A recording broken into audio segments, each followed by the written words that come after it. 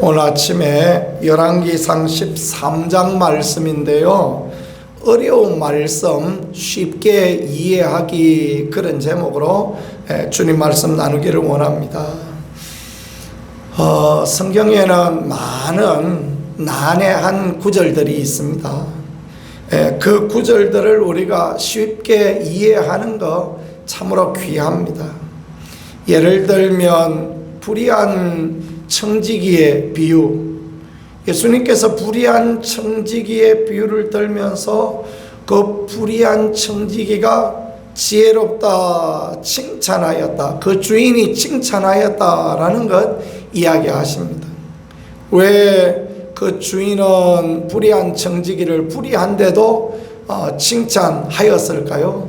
그것은 그 불의한 청지기였지만 그럼에도 불구하고 미래를 대비할 줄 아는 지혜가 그에게 있었다라는 것입니다.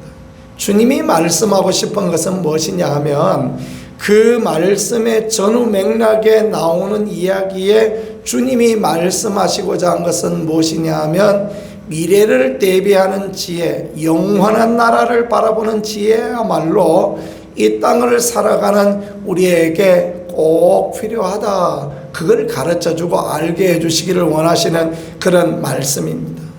사람들은, 이 땅에 살아가는 우리는 청지기로서 마땅히 선한 청지기가 되어야 되지만 그러지 못하고 불의한 청지기가 될 때가 많다라는 거예요. 그럼에도 불구하고 미래를 준비할 줄 알고 불의의 재물을 가지고 미래를 준비할 줄 아는 지혜를 가진 그 사람이야말로 하나님 앞에서 참으로 지혜롭다라는 걸 말씀하는 것입니다. 그러니까 산을 보는데 나무 하나하나를 볼 수도 있고 전체적인 산 그림을 볼 수 있는 것처럼, 산 그림을 보면 전체적인 산을 이해하기 쉬운 것처럼 그런 것입니다. 나무 하나만 보면 산을 이해하지 못할 때가 있어요. 그러나 전체적인 산 그림을 보면 산을 이해하고 할 수 있는 것처럼, 하나님의 말씀도 그 전과 그 후 맥락을 살펴보면 하나님의 말씀이 무엇을 원하고 있는가라는 것을 정확하게 이해할 수 있다라는 것입니다. 오늘 본문의 말씀도 구약에 나오는 대표적인 그 난해 구절 중에 하나입니다.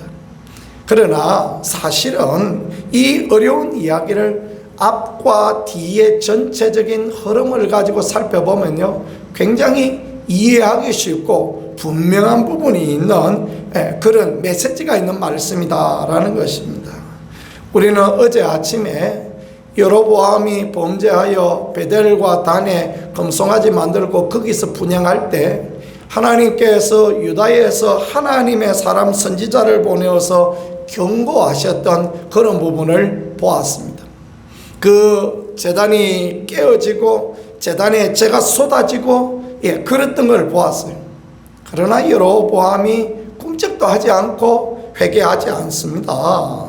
그 이후에 있었던 말씀이 오늘 말씀인데요, 한 에피소드를 하나님께서 예화를 통하여 말씀하십니다.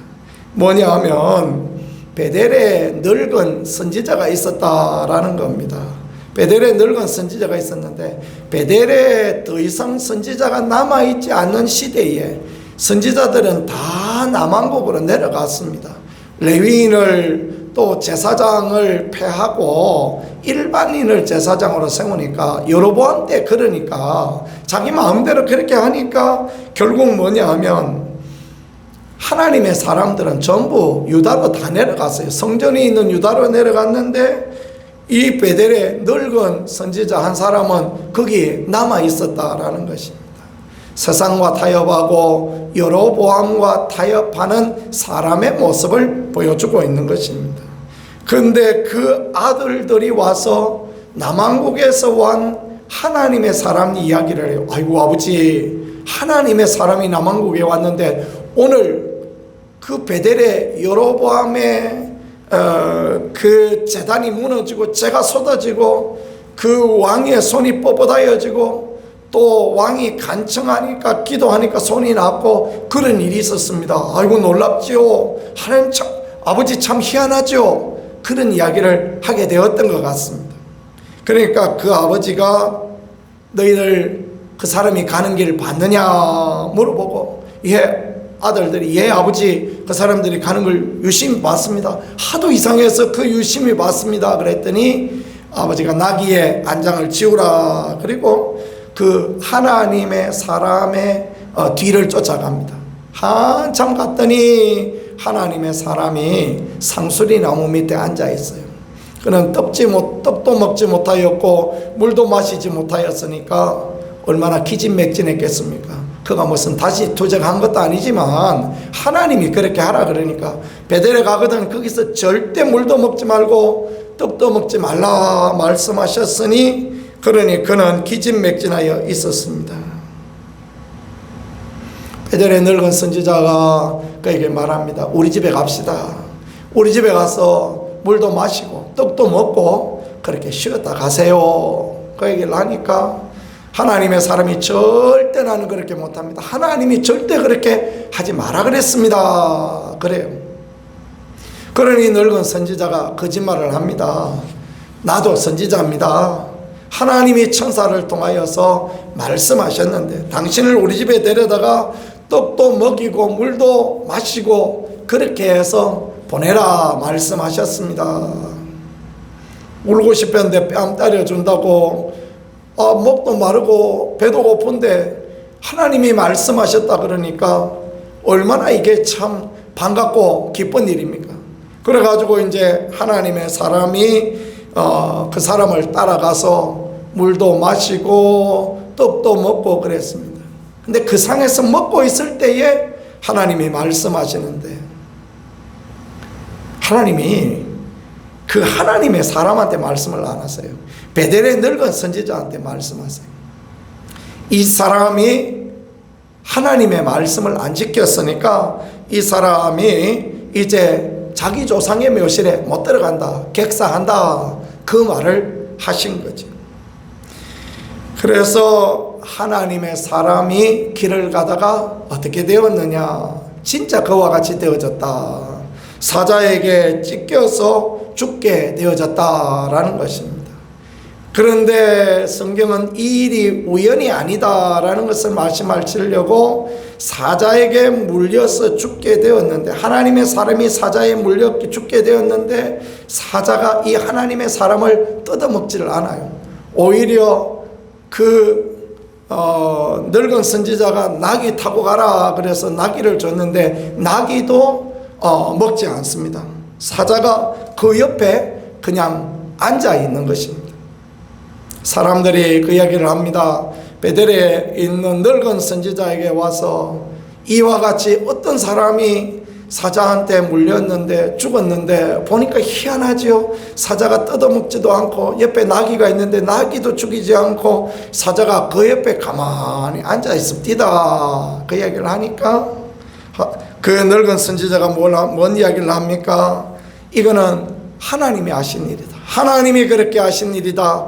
그래서 그 하나님의 사람을 데려다가 자기 묘실에 장사를 하고, 그리고 이제 내가 죽거든 그 하나님의 사람이 묻힌 그 묘실에 내 뼈도 장사해 다오라고 그런 이야기를 하고 이야기가 마무리되어집니다. 근데 여러분 잘 보셔야 될 게 있는 게요, 그 다음 이야기가 여로보암이 이 일 이후에도 악한 길에서 돌이키지 아니하고 다시 일반 백성을 산당의 제사장으로 삼고 누구든지 자원하면 그 사람을 산당의 제사장으로 삼았으므로 여로보암의 집에 죄가 되어 그 집이 땅에서 끊어져 멸망하게 되었다라고 말씀합니다. 이게 핵심입니다. 그러니까 여로보암의 잘못된 제사 거기에서 시작해서 베델과단에 금송아지 세우고 일반인 제사장 만들고 거기에다가 이제 그 절기도 자기 마음대로 만들고 그랬던 그 일이 이어져서 결론은 뭐냐, 여로보암이 결국은 이 죄에서 떠나지 아니하였다라는 이게 결론인 것입니다. 그러니까 결론은 뭘 말씀하시고자 하냐면 여로보암의 집이 악한 길에서 떠나지 아니하였더니 멸망하였다라는 것이 결론이며, 그 이야기를 이 사파의 이제 이 이야기에 연결시켜야 해보자면, 하나님의 사람이라 할지라도, 아무리 위대한 하나님의 사람이라 할지라도, 설령 그것이 거짓에 속았다 할지라도 하나님의 말씀을 떠나고 하나님의 법을 따라가지 않으면 그는 결국 멸망의 길로 갈 수밖에 없고 그 죄로 인한 결과를 당할 수밖에 없다라는 그 이야기를 하나님께서 해 주시고자 하는 것이다 라는 것입니다. 여로보암의 죄에서 출발해서 하나님의 사람의 죄의 이야기에서 결국은 여로보암의 죄로 인하여 그 집이 멸망하였다 말씀하심으로 3단 논법으로 주님은 그렇게 가르쳐 주시기를 원하시는 것입니다. 여로보암 집의 죄가 무서운 것처럼 그 하나님의 말씀을 어긴 하나님의 사람의 죄도 무서워서 결국은 그가 멸망의 길로 갈 수밖에 없었고, 자기 조상의 죄에 그 멸조의 무덤에 들어가지 못하고 자기 죄 때문에 그렇게 이방의 땅에서 그 객사하고 마는 그런 부분이 있었다라는 것을 말씀해 주시고 가르쳐 주시는 부분입니다. 우리는 산을 보지 못하고 나무만 자꾸 볼 때 있어요. 그래서 이 베델의 늙은 선지자가 도대체 왜 거짓말을 했느냐? 아니 거짓말에 속았는데 하나님은 왜 하나님의 사람, 그 신실한 하나님의 사람을 그 들판에서 죽게 하였는가? 뭐 이런데 자꾸 우리는 눈이 머물러 있는 것입니다. 그러니까 하나님 말씀을 잘 이해하기 어렵습니다. 아까 서두에 말씀드린 것처럼 불의한 재판관, 이는 불의한데, 이는 악하게 행하였는데, 주인의 재산을 축내었는데 왜 지혜롭다고 하느냐? 자꾸 거기에 골몰하니까 그 비유의 의미를 생각하지 않고 비유가 이게 옳은 것인가 그런 것인가 거기에 머물러 있으니까, 또 그 비유는 이거는 이런 거고 저건 저런 거다라고 엉뚱하게 신천지식 해석을 하니까 우리가 하나님의 말씀을 잘 이해하지 못한단 말이에요. 하나님께서는 이 이야기의 비유를 통하여서 이 여로보암의 이야기를 하고 싶다라는 것입니다. 북왕국의 죄악을 고발하고 북왕국이 잘못하여서 멸망의 길을 갈 수밖에 없고, 또 이 이야기를 듣는 열왕기는 사실 바벨론 포로에서 편집되었다라는 게 정설이거든요. 바벨론 포로 잡혀온 이 사람들아, 왜 지금 바벨론 포로 잡혀왔느냐? 그것은 이 여로보암이 악한 길을 행하였더니 멸망하였던 것처럼 너희가 하나님 앞에 올바로 살지 못하니까, 믿음으로 살지 못하니까 지금 바벨론 포로 잡혀온 거 아니냐? 그 이야기를 지금 하시고 싶다라는 것, 그것을 우리가 보는 게 참으로 귀한 그런 부분이 되어지겠습니다. 왜 하나님은 베델의 늙은 선지자 이야기를 지금 이렇게 끌어오신 것이겠습니까? 아까 서두에 말씀드린 것처럼 베델의 늙은 선지자는 우리하고 똑같은 사람입니다. 이전에 우리가 하나님의 은혜를 입고 이전에 우리가 하나님의 뜻을 분별하는 선지자였는데, 그 아들들이 여로보암의 베델 제사에 참석하고 그것을 보여주는 것은 그 여로보암 제사 이야기를 아버지에게 하고 또 하나님의 사람이 어디로 갔는지도 보았다라는 것이 그걸 말씀해 주는 거 아닙니까? 그와 같이 타락한 시대였다라는 것입니다. 그런데 이 타락한 늙은 선지자가 왜 하나님의 사람을 찾아가서 거짓말을 해서 하나님의 사람을 죽게 하는 것입니까? 그거는 이 늙은 선지자가 이제 하나님의 뜻이 진정 어디에 있는가라는 물음표를 가지고 있었다라는 것입니다. 그러니까 이 하나님의 사람이 베델에 대하여서 북왕국에 대하여서 한 예언이 진짜인가? 만일에 이 하나님의 말씀을 어기면 이 하나님의 사람조차 봉변을 당하고 이 하나님의 사람조차 멸망길에 갈 수밖에 없는가, 그걸 시험해 보고 싶은 거예요. 그래서 거짓말하면서 자기 집에 와서 떡과 물을 먹였더니 대번에 하나님께서 이제 하나님의 사람에게 말씀 안 하시고 늙은 선지자에게 분명하게 이 사람이 하나님의 말씀을 어겼으니 이 사람이 죽겠다라고 말씀하시므로 이 늙은 선지자를 일깨워서 베델과 단의 제단이 잘못되었으며 북왕국이 멸망의 길로 잘못된 길을 가고 있다는 것을 깨닫고 알게 하기를 원하시고 그 북왕국이 하나님 앞에 돌아오기를 원하셔서 하나님께서 이렇게 하셨다라는 것입니다. 왜 의로운 한 사람이 죽어야 하는가? 의로운 한 사람이 희생되어지더라도 불의한 많은 사람이 살아나고 회개하고 돌이킬 수 있다면 그것이 하나님 앞에 귀함과 은혜와 축복이 되어지는 것 아닙니까? 예수님의 정신과 십자가는 그런 거 아닙니까? 의로운 사람 예수님이 죽으심으로 말미암아 불의한 우리를 구원하신 게 하나님의 십자가의 사랑이고 은혜이지 않습니까? 이것을 그런 관점에서 이해해보면 이 말씀은 쉽게 이해가 되어지는 것입니다. 그 하나님의 사람이 속임을 당하고 결국은 죽었지만 하나님께서 그 일을 통하여 무슨 말씀을 하시느냐? 하나님의 말씀은 분명하고 하나님의 말씀은 틀림이 없고 하나님의 말씀은 반드시 이루어질 것이다 라는 것을 말씀하시고 그 늙은 선지자와 그 아들들을 각성시켜서 북왕국을 깨우고 북왕국이 하나님 말씀 안에 돌아오고 하나님의 뜻 가운데 돌아오기를 원하는 그 부분을 분명하게 하나님께서 가르쳐 주시기 위하여서 이 말씀을 하고 계시다라는 것입니다.